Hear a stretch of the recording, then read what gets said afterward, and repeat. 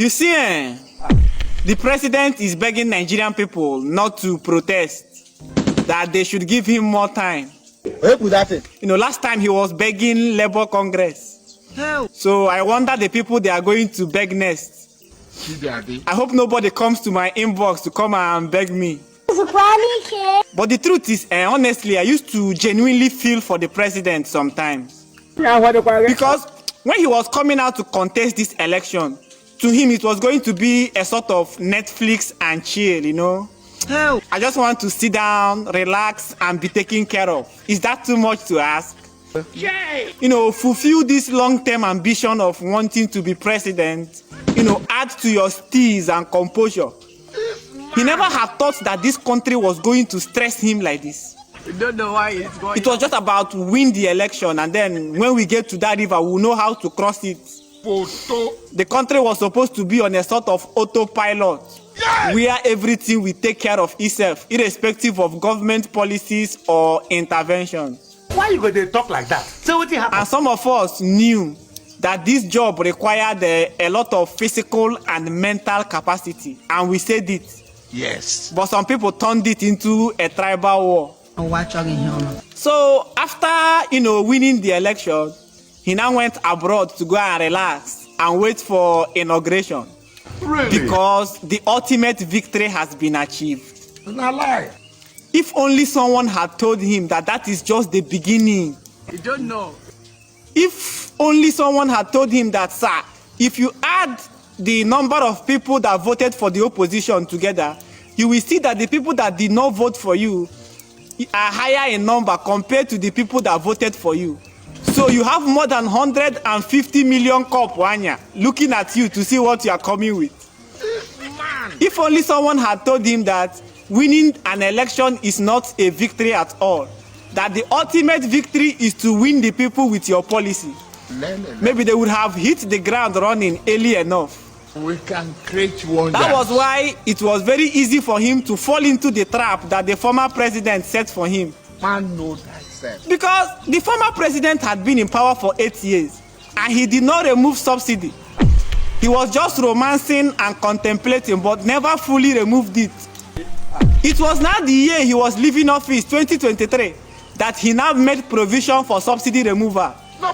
He now did partial subsidy that will cover only January to May, so that subsidy removal will not take effect from 1st of June, knowing that he's leaving office by 29th of May. No problem. So that the thing will now be on the head of this one that is coming. I got the advice from a madman. And this one did not ask himself why. For what? Why? Why did this person spend 8 years and now he's pushing this thing to me? Should I delay the announcement? Even though there is no provision, can I make a supplementary budget that can sustain this thing for at least the first 100 days in office, so that I can study this regime, know the pros and the cons, consult with experts, check the effects of the policy and how to cushion it. Let's see if we are going to remove it at once or we remove it phase by phase over a period of 4 years so that people can easily adjust. But no, that is going to be too much work and too much stress. He did not plan for all of that. Hey! So on the day of the inauguration, without any consultation, without even entering office, he just announced it. Subsidy is gone. And from that day, from the beginning, in the first day in office, the onset of the economic crisis started. Yeah, maybe one. And the effect of it is something that he hasn't been able to handle up till now.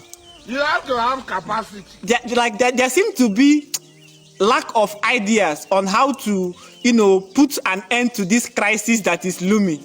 There's nothing to show for Which you. brings us to the next issue, which is the issue of the cabinet. Continue. Because in case like this, when things get tough, it's supposed to be the people in the president's cabinet that are supposed to call him and say, sir, let us do it like this and do it like that. But when he entered office, it was time to choose his cabinet. Okay. And we have a lot of Nigerians doing great things in World Bank, African Development Bank, World Trade Organization, in aviation, in tech, different sectors, different parts of the world. But For him to sit down and start doing personality profile, professional profile, putting square pegs in square holes and putting round pegs in round holes, that is also going to be too much work. There was no too much time and energy for all of that. So he now asked the people around him, those people that worked with me when I was governor, I hope all of them are still alive. They say yes. I said, I called them, let them come to Aserok. Mr. Dele, you are a journalist, Abi.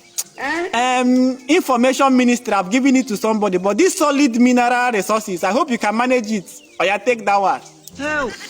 Mr. Femi, you are a lawyer, but you can't be chief justice. But aviation is free. You can handle that one.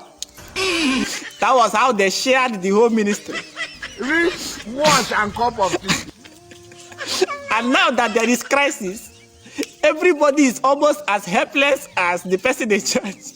You cannot do basic 1+1. You don't need a cabinet where your ministers are fully dependent on you. You need people that can tell you, I came from World Bank to serve this country. And if you cannot listen to me, I will leave and go back to my work.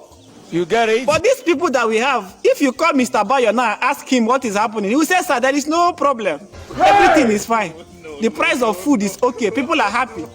Forget about all these protests. It's P2B and his people. They want to destabilize the country. Don't worry, on that day, just tell them to send police so that if they do anyhow, they will see anyhow.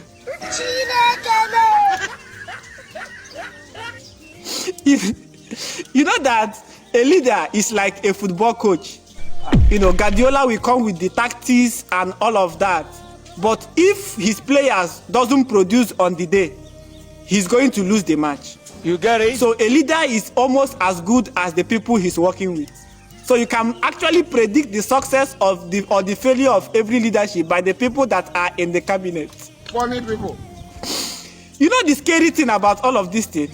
We are just 1 year in, we still have 3 more years to go. God have mercy upon us. And what is even more scarier is that the thing may get to 8 years. I don't want peace. But the good news at the end of it is by the time we finish this thing, at least many more people will have sense. So we'll have a lot of collaborative effort towards getting it right. But until then, enjoy your weekend. Hey, Jesus Christ.